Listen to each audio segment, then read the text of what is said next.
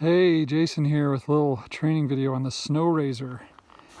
So, the Sno Razor gets its name from this blade down here.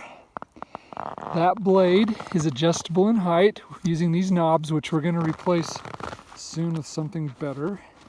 For now, to adjust the height, you're going to have to use a Leatherman tool right here on these threads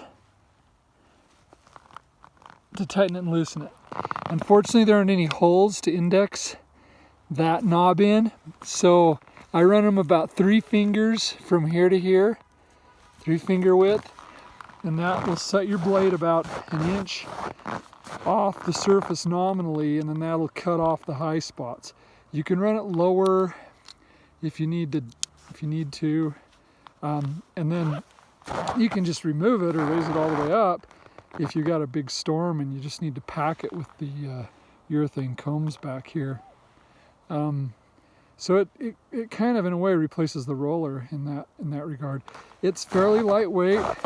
This is, if I do get a little stuck, or you can see I took this corner a little wide back here, and so I got it filled with snow, but this will clear out on its own. But if I was stuck, I just clean a little bit of the snow out of the box here, and then I just grab this corner, and you can see how light that thing is, and I can just lift it up and shake the snow out. Same with the other corner, and then you're on your way again. Couple of things. If you hit, we need to be really sensitive of rocks, especially up here at Beaver.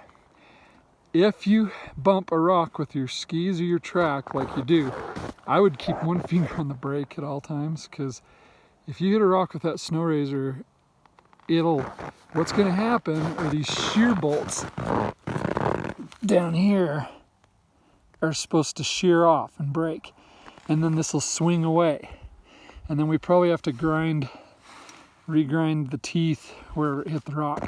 So let's be really careful hitting rocks. There is a shear pin here, which is just a finish nail. I need to cut the tip of that off so it doesn't get somebody.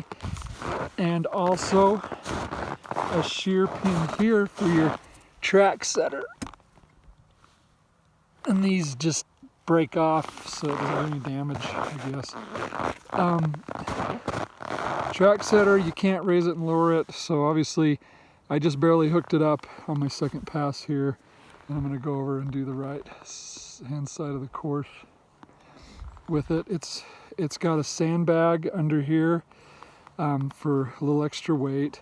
Speaking of extra weight, there are 3 compartments back here. You can kind of see they're buried. We can put pavers in here if we need it more weight. The pain in the ass thing though is that it's got these stupid little wing nuts you have to loosen, pop up the cover, put the paver in there, and then put the wing nuts back in, and they're a real pain to get started again. Don't tighten them down all the way at first, so just barely get them started, and then go back and tighten them, because you'll never be able to line the holes up if you tighten them at first. Inside of this center section is a canister, and it has more finish nails for the shear pins. It might have an extra hitch pin, or there's one under the seat of the sled, and there are more shear bolts for the Razor. These guys. Now, unfortunately, we don't have any tools in there yet, but we'll pick up some wrenches and throw them in there too. So for now, bring a crescent wrench and a Leatherman with you, or use what's under the seat of the snowmobile.